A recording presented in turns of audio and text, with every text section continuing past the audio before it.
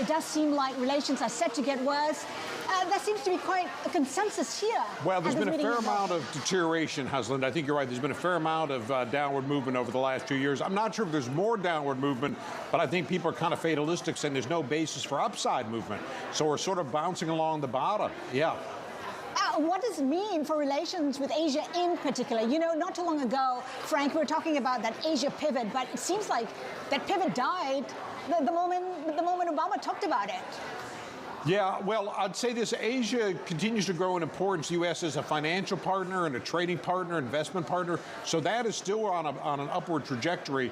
But there's this turbulence in U.S.-China relations that overlays that. But I do think you're seeing much greater U.S. involvement in India and in Southeast Asia.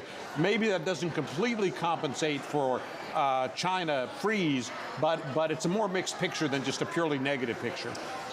Downward trajectory in U.S.-China relations irreversible? What would it take for relations to get better? I don't think it is irreversible. And indeed, I would say this, that the advent of Biden into office at least takes some of the rhetorical lightning bolts out. The previous President Trump sort of relished, friction, and he seemed to welcome a bit of a brawl, and Biden is a much more sedate personality. So just that, I think, drops the temperature a little bit. But on the negative side of the ledger, China's been pretty forward in embracing Putin and what Putin's doing, and that rankles a lot of Americans. So there's some trade-offs. There's sort of good news and bad news in the picture. Add to that technology. We heard from Eric Schmidt saying that, the fact that China is massively investing in AI, that's making the U.S. pretty uncomfortable, because that also means that the U.S. is 10 years behind. Yeah. Well, I'll say this. China is serious about technology. It's committed. It's making those kind of investments there. That in itself, I don't think, is intrinsically threatening to the U.S., but it is competitive with the U.S., and it is a reminder to the U.S., don't take leadership for granted, that there's global competition unfolding.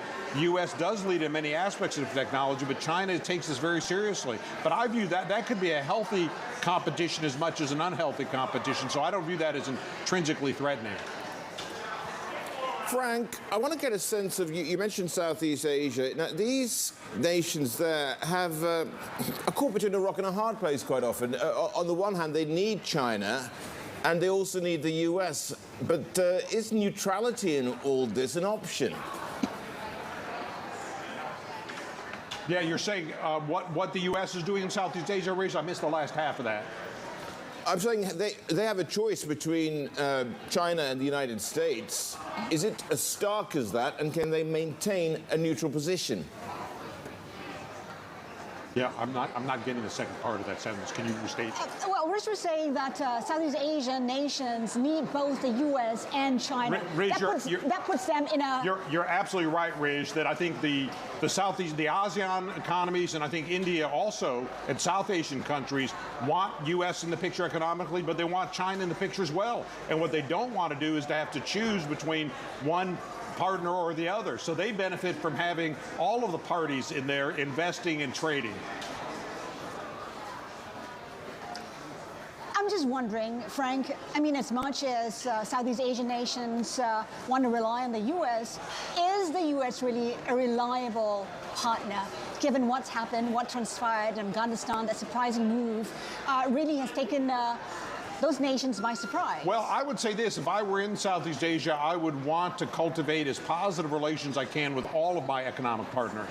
But I would not take any for granted. Don't forget, just about 18 months ago, there was a China-India border clash. So that was quite startling for India. So there can be volatility in these relationships, and I would not take any relationship for granted, but I'd try to cultivate as much goodwill, as much good news out of each trading partner as I could. What do you think the U.S. needs to do to show that it is committed to the region, that it wants to do business with the region, it wants to engage with the region? What I'd like to see, and we're going to see some kind of Indo-Pacific economic framework, what I'd like to see is U.S. be a little more forward-leaning on economic policy and trade policy. Donald Trump really pulled back from that. Biden has signaled he's going to do a little more, but he hasn't quite spelled out what his agenda is. So I think the Asian nations are waiting for the U.S. to spell out what kind of Asian trade architecture do you want. If the U.S. isn't involved, then you're letting China design the Asia trade framework, and I don't think that's in U.S. interests. How much clarity is there on U.S. policy towards Asia? It's strange when you think about how the aberration, Trump's attitude towards Asia was first considered an aberration, but now they say it is a reflection of what's happening domestically, what's being felt by the people in the U.S. Well, it is, and by the way, this isn't necessarily an Asia point, but it is quite true that after 50, 60, 70 years of international leadership and liberalization and alliance architecture, even under Obama, more so under Trump, we definitely saw a pullback of saying maybe the U.S. is overcommitted or overextended or too international, and there's been a little bit of retrogression in the U.S. That is definitely true. I'll tell you, though, this Ukraine moment has corrected some of that, meaning all of a sudden we see a reinvigorated NATO. All of a sudden we see alliance architecture back in the forefront. So people who thought the U.S. is done with international leadership, I'd say, wait a second, not so fast. Biden, I think, is playing his cards very well.